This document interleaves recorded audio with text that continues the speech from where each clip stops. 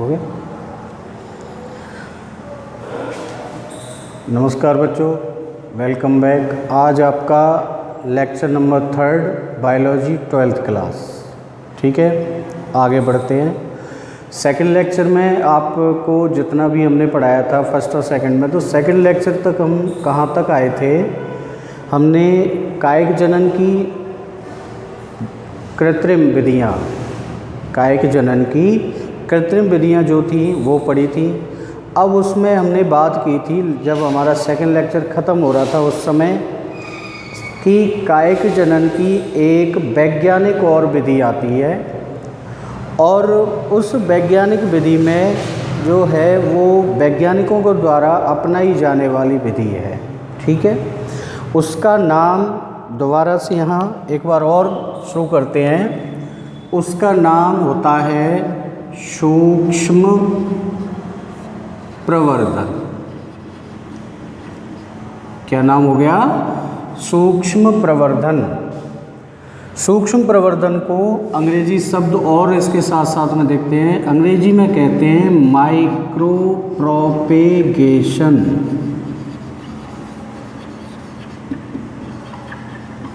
Micro propagation. सूक्ष्म प्रवर्धन जो शब्द है या सूक्ष्म प्रवर्धन की जो विधि है, उसमें क्या है, ये एक ऊतक संवर्धन विधि है। ऊतक संवर्धन विधि का अर्थ होता है, ऊतक जो शब्द है उसका अर्थ होता है जैसे पौधे का कोई भी एक का एक छोटा भाग क्या कहलाता है? ऊतक कहलाएगा।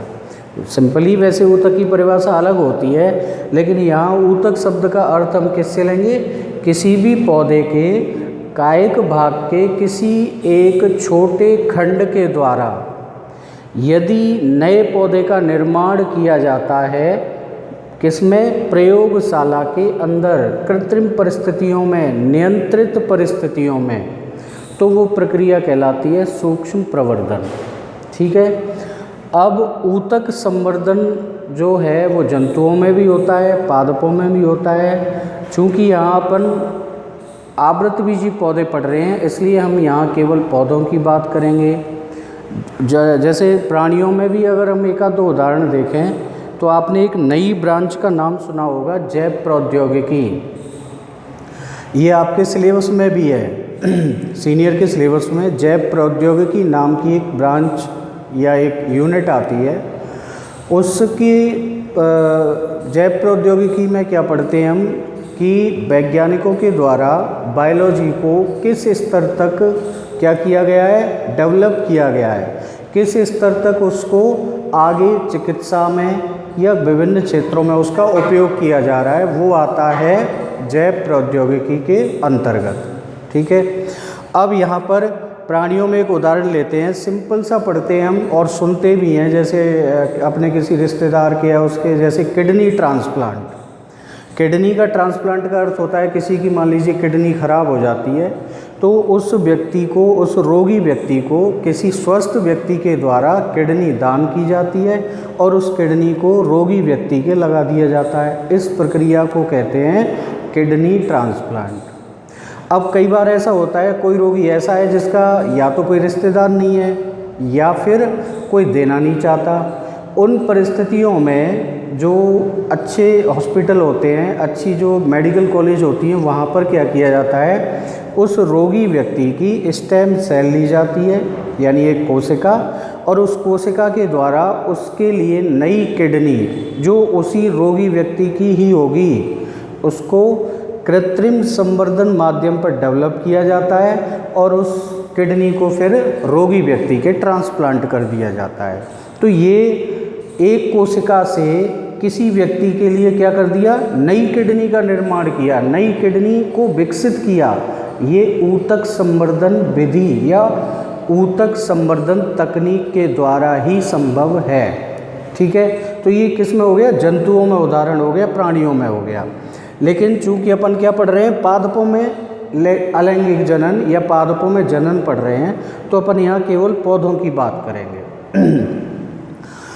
सूक्ष्म प्रवर्धन की प्रक्रिया में होता क्या है, किस तरीके से अपनाई जाती है? चलिए, अब इसमें देखिए मैंने आपको सेकंड लेक्चर में बताया था, इसको अंग्रेजी में इन विट्रो कल्चर क्या कहते हैं? इन विट्रो कल्चर कहते हैं। इन विट्रो कल्चर का अर्थ हो जाता है हिंदी में पात्रे संवर्धन। क्या अर्थ हो जाता है? पात्रे संवर्धन, यानी किसी भी पौधे के का एक छोटे कायक खंड के द्वारा प्रयोगशाला के अंदर पात्रों में नियंत्रित परिस्थितियों में नए पौधे का निर्माण क्या कहलाता है? पात्रे संवर्धन कहलाता है, या माइक्रो प्रोपेगेशन सूक्ष्म प्रवर्धन कहलाता है। इस पूरी प्रक्रिया को संपन्न कैसे किया जाता है वो अपन अब इसमें देखते हैं।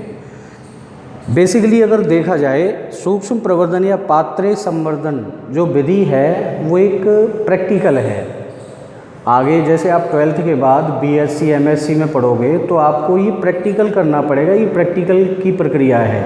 इसमें अगर आप बायोटेक्नोलॉजी ब्रांच लेते हैं एमएससी में, या बीएससी में भी है ये ऊतक संवर्धन, तो इसमें ये एक प्रैक्टिकल है जो आपको वहाँ करना पड़ेगा। और इसमें उन पौधों के कायक खंडों के द्वारा आपको नए पौधों का निर्माण करने की प्रक्रिया को सिखाया जाता है। करते कैसे हैं इसको? सबसे जरूरी और आवश्यक चीज़ें क्या होती हैं? यहाँ लिखते हैं सूक्ष्म प्रवर्धन की क्या आवश्यकताएं।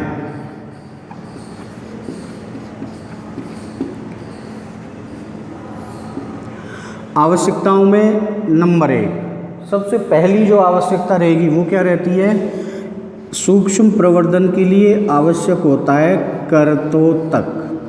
ठीक है, अंग्रेजी में कर्तोतक को कहते हैं एक्सप्लांट। क्या कहते हैं? एक्सप्लांट। पहले अपन आवश्यकताएं पढ़ लेते हैं, फिर ये होते क्या हैं वो अपन एक एक करके देखेंगे। नंबर 2, कृत्रिम संवर्धन माध्यम। दूसरी आवश्यकता क्या हुई? कृत्रिम संवर्धन माध्यम। तीसरी आवश्यकता किसकी होगी? परिस्थिति की। जो लैब है, जो प्रयोगशाला है, वो कैसी रखनी है हमें? निर्जमित परिस्थिति। ठीक है। अब यहाँ आवश्यकताओं में और भी जैसे छोटी छोटी चीज़ें हैं उनको हम जोड़ें। जैसे फ्लास्क की आवश्यकता होती है, बीकर की आवश्यकता होती है, टेस्ट ट्यूब की आवश्यकता होती है। तो ऐसी छोटी आवश्यकताओं को यहाँ जोड़ने की ज़रूरत नहीं है। दूसरी एक आपको और जानकारी दे देते हैं। ये जो सूक्ष्म प्रवर्धन है ये आप चौथे चैप्टर में दोबारा पढ़ोगे, क्योंकि चौथे चैप्टर का नाम होता है अपना क्या? प्रजनन की विशिष्ट विधियाँ। उन विशिष्ट विधियों में यही आता है। ठीक है, तो ज़्यादा डिटेल से हम चौथे चैप्टर में पढ़ेंगे। यहाँ केवल हमें क्या पढ़ना है? अलैंगिक जनन की एक वैज्ञानिक विधि भी होती है, उसको पढ़ रहे हैं। अब ये 3 मुख्य आवश्यकताएं हमने देख ली। एक्सप्लांट क्या होता है? कर्तोतक, है ना। कर्तोतक क्या है? जैसे मान लीजिए एक हमने क्या ले लिया? किसी पौधे का तना ले लिया। क्या है ये? पौधे का तना। मान लीजिए कोई एक छोटा पौधा है और उस पौधे का हमने तने वाला भाग ले लिया। तने वाले भाग में क्या रहती हैं? पर्व और पर्व संधियाँ रहती हैं। इस तरीके से इनको हम केवल प्रदर्शित कर रहे हैं। यहाँ ये जो इस तरीके से हमने जो जॉइंट बनाए हुए हैं, किसको प्रदर्शित कर रहा है? पर्व संधि को। और 2 जॉइंट के बीच वाला जो भाग होता है वो प्रदर्शित करता है किसको? पर्व को। अब क्या करना है? हमारे पास ये जो तना है इसको हमें किस में परिवर्तित करना है? कर्तोतक में या एक्सप्लांट में।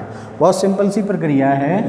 इस तने को क्या करना है? हमें काटना है छोटे छोटे खंडों में। जब हम इसको छोटे छोटे खंडों में काटेंगे तो इसके जो छोटे छोटे खंड हैं वो इस तरीके के निर्मित हो जाएंगे, है ना। अब ध्यान देना है हमें, जो खंड काटेंगे उसमें हमें ध्यान देना है कि प्रत्येक खंड में कम से कम एक पर्व संधि आवश्यक है। क्या ध्यान देना है कि जो कर्तोतक बना रहे हैं या जो हमने खंडों में इसको काटा है, एक खंड में कम से कम कितनी पर्व संधि चाहिए? एक। कारण क्या है उसका? सेकंड लेक्चर में आपको बताया था कि पर्व संधि वाला जो भाग होता है पौधे का वो विभज्योतकी ऊतक से बना होता है, ठीक है, और बाकी का जो पर्व वाला भाग होता है वो किसका बना होता है? स्थायी ऊतक का। कोशिकाएं विभाजन युक्त कौन सी होती हैं? विभज्योतकी कोशिकाएं होती हैं। तो जब तक इन खंडों में विभज्योतकी कोशिकाएं नहीं होंगी तो आगे विभाजन नहीं होंगे, विभाजन नहीं होंगे तो आगे विकास संभव नहीं है। इसलिए पर्व संधि क्या होती है? आवश्यक होती है। ठीक है, आगे चलते हैं। अब ये जो हमने खंड बना लिए हैं, इन्हीं खंडों को कहा जाता है क्या? कर्तोतक। क्या कहते हैं इनको? कर्तोतक। तो कर्तोतक या एक्सप्लांट बहुत बड़ी चीज़ नहीं है, सिंपल सा है। तने का भाग या पौधे का कोई भी कायिक भाग, उसका हम क्या करें? उसको खंडों में काट लेते हैं, उपयुक्त आकार के छोटे खंड, और वो खंड कहलाते हैं कर्तोतक। ठीक है।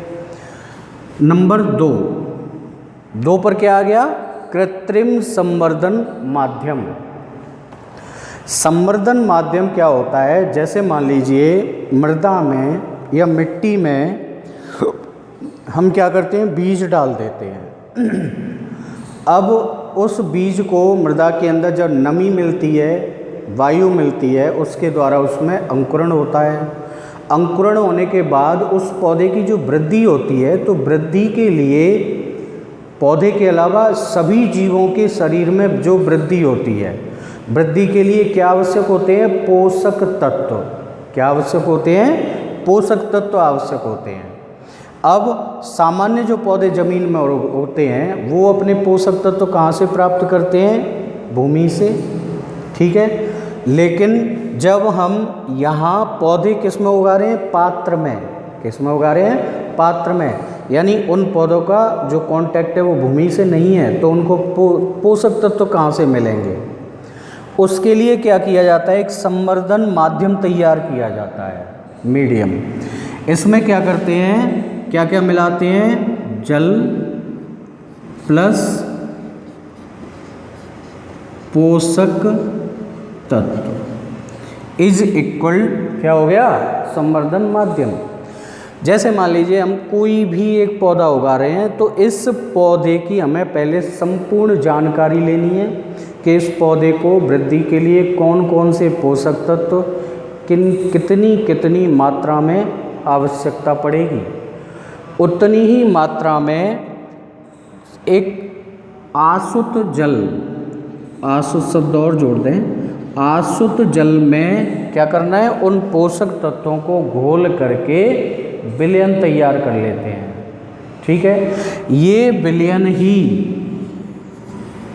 ये जो विलयन बनेगा, यही विलयन क्या कहलाएगा? कृत्रिम संवर्धन माध्यम कहलाएगा। अब यहाँ पर संवर्धन माध्यम 2 तरह के होते हैं, एक तरल अवस्था में और एक ठोस अवस्था में। यदि पोषक माध्यम तरल अवस्था में हम लेना चाहते हैं तो वहाँ तो आसुत जल में सीधे पोषक तत्व लेते हैं अपन मात्रा के अनुसार और उनको जल में घोल लिया जाता है, तो एक विलयन तैयार हो गया तरल अवस्था में। तो ये तरल क्या हो गया? संवर्धन माध्यम हो गया।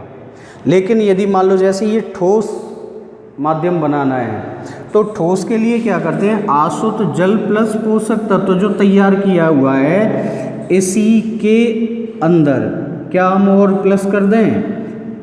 अगार, अगार। अगार अगार का नाम आपने 11th क्लास में सुना होगा, जो अपन शायद 4th या 5वें चैप्टर में शैवाल पढ़े होंगे आपने। उन शैवालों के जो आर्थिक महत्व होते हैं, आर्थिक महत्व में अगार अगार का नाम आया होगा। एक शैवाल का नाम पढ़ा होगा आपने, जेलेडियम, या दूसरी एक और एग्जाम्पल ले लेते अपन, ग्रेसिलेरिया। ये जो शैवाल हैं इनसे क्या प्राप्त होता है? अगार, अगार प्राप्त होता है। इस अगार, अगार का उपयोग कई चीज़ों में होता है, जैसे कॉस्मेटिक आइटम बनाने में होता है, पॉलिश वार्निश वगैरह में हो जाता है, और प्रयोगशालाओं के अंदर होता है। ठीक है, तो इन चीज़ों को मिलाने के बाद हमारे पास क्या तैयार हो गया? ठोस कृत्रिम संवर्धन माध्यम, है ना। निर्जमित परिस्थितियाँ, तीसरी चीज, निर्जमित जो शब्द है, परिस्थिति का तो परिस्थिति है ही, लेकिन निर्जमित जो शब्द है, निर्जमित शब्द का अर्थ होता है without any contamination. It means कि हम जो प्रयोग कर रहे हैं प्रयोगशाला के अंदर, वहाँ किसी भी प्रकार के सूक्ष्म जीव का संक्रमण नहीं होना चाहिए। ठीक है, अब सूक्ष्म जीव का संक्रमण नहीं होना चाहिए, तो इसका मतलब क्या हो गया? जो हमारी लैब है जहाँ पर हम ये प्रयोग कर रहे हैं, उसको बिल्कुल साफ़ सुथरा रखना है, और इसके लिए बहुत सारी चीज़ों का उपयोग किया जाता है। जैसे एक उपकरण आता है ऑटोक्लेव। ऑटोक्लेव में क्या करना है हमें? हम जिन ग्लासवेयर्स का उपयोग कर रहे हैं, जिन कांच के पात्रों का उपयोग करेंगे, उसके अलावा ये जो हम माध्यम तैयार करेंगे, ये करतोतक छोड़कर ये नहीं रखने हमें। ऐसी चीज़ों को हम क्या करते हैं, उसमें ऑटोक्लेव में रख देते हैं। ऑटोक्लेव क्या होता है? Just like as a pressure cooker, जो अपन घरों में यूज़ करते हैं, तो उसके अंदर रख देते हैं, उसका ढक्कन बंद हो जाता है, और वो इलेक्ट्रिक होता है। लाइट में स्विच लगा के ऑन किया अपन ने, तो क्या होगा? उसमें नीचे पैने में पानी रहता है, और पानी में एक हीटिंग एलिमेंट लगा होता है। हीटिंग एलिमेंट से पानी गर्म होगा, भाप उठेगी, उस भाप के द्वारा तो क्या होगा? उसके अंदर टेम्परेचर भी बढ़ेगा, वायु दाब भी बढ़ेगा, प्रेशर। आपने देखा होगा कुकर का प्रेशर बढ़ता है तो सीटी ऊपर उठ जाती है और सीटी बजती है, यानी वो गैस निकलती है, प्रेशर निकलता है। तो उस तरीके से हम पोषक माध्यम को, ग्लासवेयर्स को, और स्टील के जो आइटम होते हैं, जस्ट लाइक चिमटी, या एक लूप आते हैं जो इनोकुलेशन लूप बोलते हैं, इनका ये बहुत डिटेल की चीज़ें हैं। बाकी हमको निर्जमित का अर्थ केवल यही लगाना है कि बिना किसी सूक्ष्म जीव के संक्रमण के। ठीक है, तो ऐसी परिस्थिति हमें लैब में रखनी है। अब आवश्यकताओं के बारे में हमने देख लिया। दोबारा से, करतोतक क्या होते हैं? किसी भी पौधे के कायिक भाग के छोटे खंडों को करतोतक कहा जाता है। संवर्धन माध्यम क्या हो गया? आसुत जल में पौधे की आवश्यकता अनुसार पोषक तत्वों को घोल करके क्या बनाया जाता है? संवर्धन विलयन बनाया जाता है। और इसको यदि ठोस करना है तो उसमें अगार, अगार मिला देते हैं, जिससे वो क्या होगा? ठोस हो जाएगा। निर्जमित परिस्थितियाँ क्या होती हैं? जहाँ भी अपन इस प्रयोग को कर रहे हैं प्रयोगशाला के अंदर, उसमें सूक्ष्म जीवों का संक्रमण नहीं होना चाहिए। अब आती है बात प्रोसेस पर, प्रक्रिया पर। ये प्रक्रिया कैसे संपन्न होगी? आवश्यकताएं पढ़ ली हमने।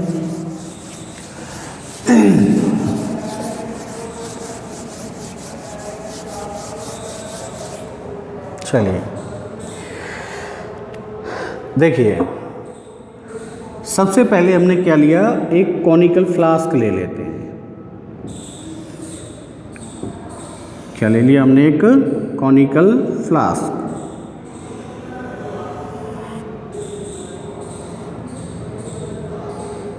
ठीक है, इस कॉनिकल फ्लास्क में या बीकर में, बीकर भी ले सकते हैं इसकी जगह, क्या भरा हुआ है? आसुत जल।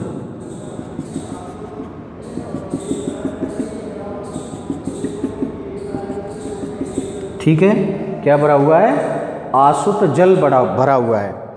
इस आसुत जल में ही हम क्या कर रहे हैं? इसको जो पौधा, जैसे हम जिसका भी कृत्रिम संवर्धन कर रहे हैं, उस पौधे के अनुसार जो पोषक तत्व हैं वो उसकी मात्रा के अनुसार तौल के, उसको मेज़र करके, उन पोषक तत्वों को हम इसमें मिलाते जा रहे हैं, और एक कांच की रॉड के द्वारा इसको हिलाते जाते हैं ताकि पोषक तत्व अच्छी तरह इसमें मिक्स हो जाएं।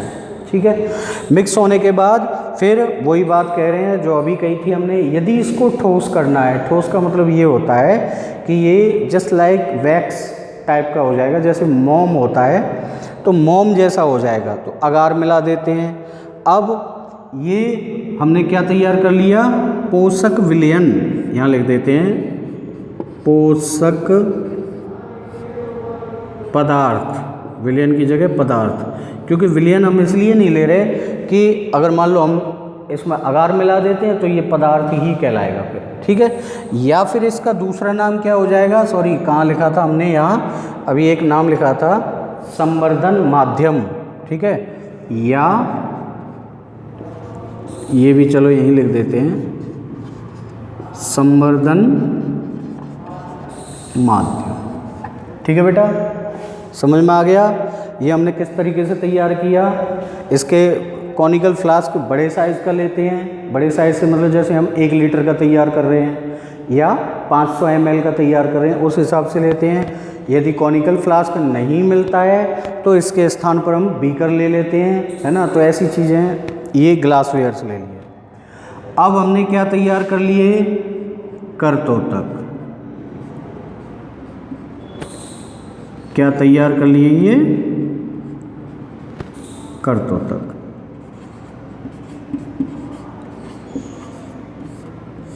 ठीक है, दोनों चीज़ें तैयार कर ली। अब हमने जो करतोतक तैयार किए हैं और ये संवर्धन माध्यम तैयार किया है, ये हमने अभी लैब में नॉर्मली कर लिया था। अब तैयार करने के बाद इनका भी क्या करना है, हमें निर्जमीकरण करना है। यानी यदि मान लो बाई चांस इनमें कोई सूक्ष्म जीव होता है तो इसको सूक्ष्म जीव रहित करना है। सबसे पहले इस पोषक माध्यम को या संवर्धन माध्यम को हमें क्या करना है, इसमें इस जगह पर इसका जो मुंह है वहाँ पर एक रुई का हम क्या बनाएंगे, ढक्कन टाइप का बनाएंगे, डार्ट जिसको कहते हैं, डार्ट लगाते हैं ना वो, तो रुई का एक गोल ढक्कन टाइप का बनाएंगे और उसको इसमें फिट कर देते हैं। इसको मुंह को बंद कर देंगे और इसके ऊपर केवल यहाँ तक इसके ऊपर एल्यूमिनियम फॉयल या बटर पेपर लपेट देंगे। फिर इसको कहाँ रखना है, ऑटोक्लेव के अंदर रखना है और ऑटोक्लेव को 15 मिनट के लिए चालू कर देना है। 15 मिनट बाद ऑटोक्लेव बंद करके उसकी स्टीम को या प्रेशर को रिलीज़ कर देंगे अपन, और रिलीज़ करने के बाद उसके ढक्कन को खोल के इसको निकाल लिया जाता है, ठीक है। तो इसका स्टेरिलाइजेशन हो गया, यानी इसका निर्जमीकरण हो गया। अब आते हैं करतोतक पर। करतोतक का निर्जमीकरण हम किस में नहीं कर सकते, ऑटोक्लेव में नहीं कर सकते। उसका कारण कि इतने उच्च ताप और उच्च दाब पर यदि हम करतोतक को ऑटोक्लेव में रखें तो करतोतक क्या है, जीवित कोशिकाओं युक्त ऊतक हैं ये, या खंड है। तो इनकी जो कोशिकाएं होती हैं वो इतने उच्च ताप और दाब पर क्या होंगी, मृत हो जाएंगी। फिर ये करतोतक हमारे आगे किसी काम का नहीं रहेगा। तो इसको हम ऑटोक्लेव में निर्जमित न करके इसके लिए यूज करते हैं हम किसका, 70 to 90% एल्कोहल का। किसका यूज करेंगे, एल्कोहल का यूज़ किया जाता है। एल्कोहल से इनको अच्छी तरह से धो के और फिर आसुत जल से धो लेते हैं, ठीक है। तो इस तरीके से इसका भी निर्जमीकरण हो गया। अब क्या करना है, इससे आगे ये दोनों तैयार हो गए। इससे आगे हम क्या करेंगे कि जैसे मान लीजिए हमने एक छोटा कॉनिकल फ्लास्क ले लिया,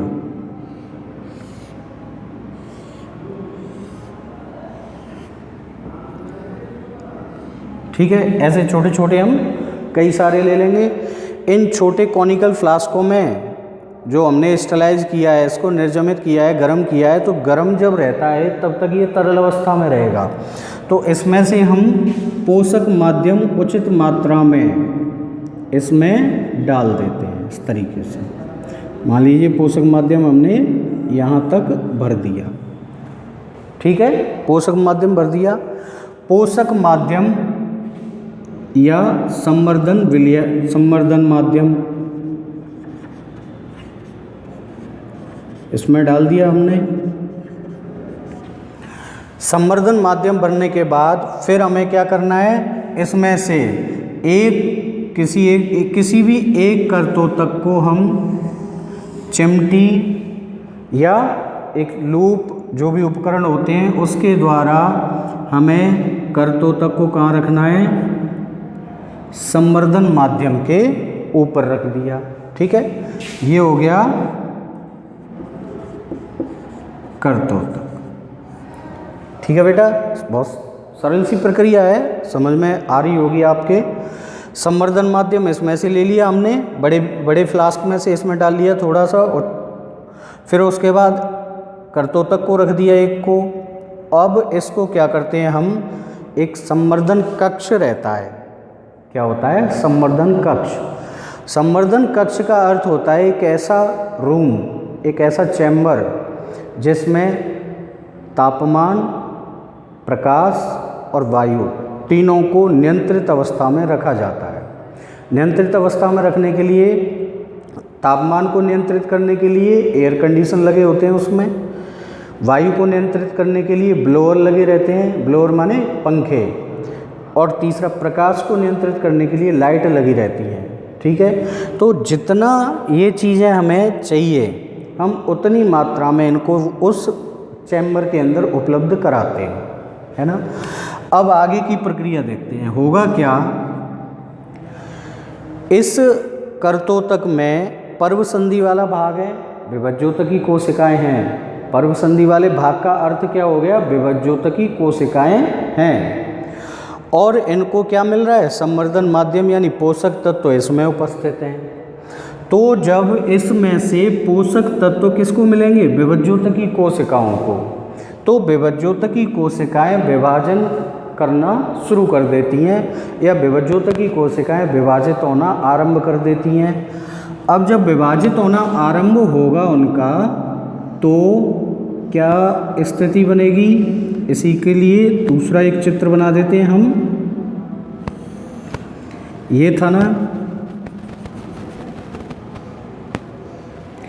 जो यहाँ कर्तोतक रखा हुआ था, ये वाला, कोशिकाएं लगातार विभाजित हो रही हैं, किसकी, विभज्योतकी की, पर्वसंधि वाले भाग की। तो हम पढ़ते हैं एक कोशिका नॉर्मली जैसे एक से 2, 2 से 4, 4 से 8, 8 से, तो इस तरीके से दुगनी होती जाती है हर विभाजन के बाद। इसका मतलब यहाँ कर्तोतक वाले भाग पर कोशिकाओं का एक क्या बन जाएगा, पिंड बन जाएगा। बनेगा कि नहीं बनेगा, यदि पर्वसंधि की विभज्योतकी कोशिकाएं लगातार विभाजित हो रही हैं, तो यहाँ पर कोशिकाओं का क्या बन जाता है, एक अविभेदित पिंड। ठीक है, इस अविभेदित पिंड को कहा जाता है कैलस। क्या कहते हैं, कैलस कहते हैं।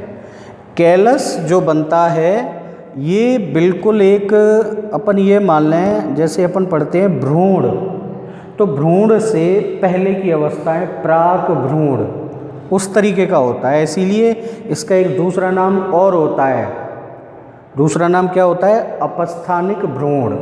ठीक है, तो ये अपस्थानिक भ्रूण क्यों कहते हैं, क्योंकि ये भ्रूण के समान इसमें क्या होती है, क्रियाएं होती हैं। कैलस बन गया।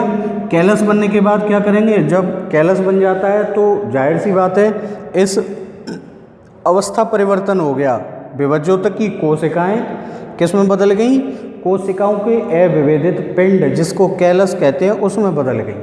ठीक है, अब इस पिंड को अलग तरह के पोषक तत्वों की आवश्यकता होगी, यानी मान लो जैसे कोशिका को अलग मात्रा में पोषक तत्व चाहिए, लेकिन इस कैलस को मात्रा बदल सकती है या बदलेगी।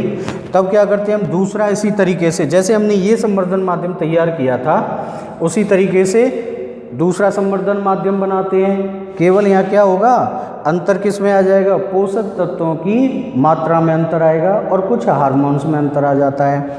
फिर हमें क्या करना है, इस कैलस को फिर से नए पोषक विलयन युक्त फ्लास्क में स्थानांतरित कर देना है। ठीक है, तो ये हमने कैलस को नए पोषक विलयन में रख दिया।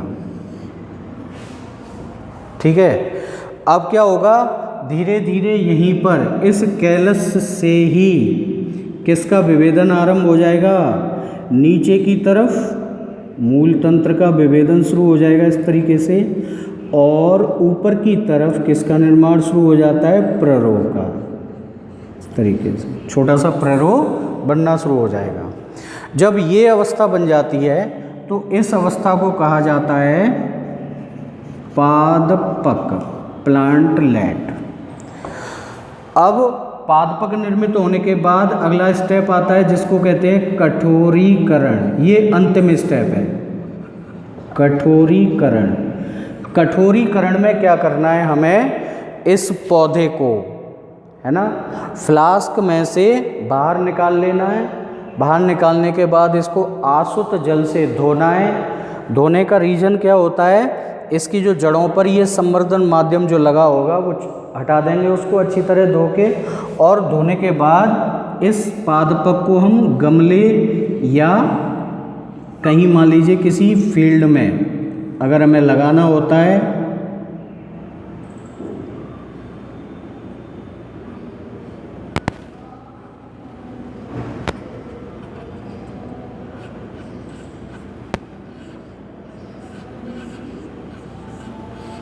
इस तरीके से, तो इसको हम लगा देते हैं। इस प्रक्रिया को कहते हैं कठोरीकरण।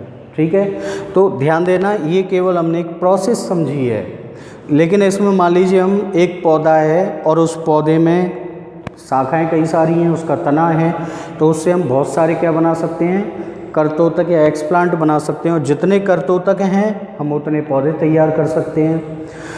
करतोतक के रूप में हम तना ले सकते हैं, है ना, जड़ ले सकते हैं, और पत्ती ले सकते हैं, पुष्प कलिका ले सकते हैं, भ्रूण ले सकते हैं, बीजांड ले सकते हैं, परागकण ले सकते हैं। इन सभी को किसके रूप में प्रयोग किया जा सकता है, करतोतक के रूप में, है ना। अब इस प्रक्रिया का लाभ क्या है, आर्थिक महत्व जिसको कहते हैं, ये प्रक्रिया क्यों की जाती है। इस प्रक्रिया को करने का एक सबसे बड़ा खास कारण ये है कि प्रकृति में जो भी आवृतबीजी पौधे हमें दिखाई देते हैं, या जो भी आवृतबीजी पौधे हैं, वो द्विगुणित अवस्था में होते हैं। किस अवस्था में होते हैं, द्विगुणित अवस्था में। थोड़ा सा अपन पीछे की तरफ चलते हैं। अपन ने फर्स्ट लेक्चर जो था अपना, उसी में मैंने जब फर्स्ट लेक्चर हुआ था तब लास्ट में भी कहा था कि आपको कोशिका विभाजन वाला चैप्टर पढ़ना है, और उसमें द्विगुणित, अगुणित, इन शब्दों को अच्छी तरह से समझना है। ठीक है बेटा, तो मुझे उम्मीद है कि आपने ज़रूर पढ़ा होगा। तो फिर से आते हैं हम यहीं कि प्रकृति में जो आवृतबीजी पौधे हैं ज़्यादातर वो द्विगुणित अवस्था में रहते हैं। अब कई बार ऐसा होता है कि कुछ पौधे ऐसे होते हैं जिनकी अगुणित अवस्था का पौधा यदि होता है तो वो ज़्यादा महत्व का होता है। तो ऐसे इस विधि के द्वारा हम क्या कर सकते हैं, अगुणित पौधे निर्मित कर सकते हैं। जैसे अभी हमने ये तने से करतोतक लिए हैं, तो निर्मित होने वाला पौधा क्या होगा, द्विगुणित तो होगा, क्योंकि तने वाला भाग द्विगुणित होता है। लेकिन यही यदि हमें इस पौधे को अगुणित तैयार करना होता तो हम किसका उपयोग करते, आप ध्यान कीजिए। अगुणित पौधे में अगुणित अवस्थाएं या अगुणित भाग कौन से हैं, पराग कण कैसे होते हैं, अगुणित होते हैं। और उसके अलावा एक अपन पढ़ते हैं शब्द आता है भ्रूण कोश। इसमें कोशिकाएं कैसी होती हैं, अगुणित होती हैं। कौन कौन सी, भ्रूण कोश में कोशिकाएं 3 प्रकार की होती हैं। पहली अंड कोशिका। अंड कोशिका किस रूप में रहती है, मादा युग्मक के रूप में। युग्मक कैसे होते हैं, अगुणित होते हैं। सेकंड एक लेते हैं हम प्रतिमुखी कोशिकाएं, क्या होती हैं, प्रतिमुखी कोशिकाएं 3 होती हैं। प्रतिमुखी कोशिकाएं अगुणित होती हैं और तीसरी होती है एक, क्या कहते हैं उसको, द्वितीयक केंद्रक। द्वितीयक केंद्रक कैसा होता है, द्विगुणित होता है। ठीक है, हमको किसका निर्माण करना है, यदि अगुणित पौधे का निर्माण करना है तो अधिकांशतः या तो परागकण का उपयोग करते हैं या अंड कोशिका का उपयोग करते हैं। अंड कोशिका का अर्थ क्या हो गया, भ्रूणकोश का उपयोग कर लेते हैं। तो ये भ्रूणकोश और परागकण का उपयोग करके किस रूप में, कर्तोतक के रूप में कैसे पौधे निर्मित कर सकते हैं, अगुणित।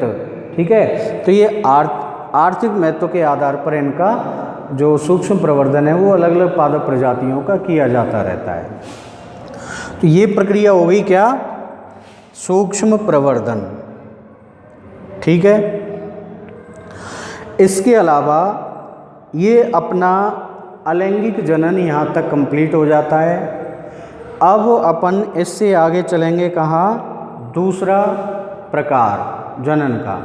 फर्स्ट लेक्चर का अगर आपको ध्यान हो तो हमने जनन की परिभाषा पढ़ने के बाद जनन को 2 प्रकारों में बांटा था, अलैंगिक जनन और लैंगिक जनन।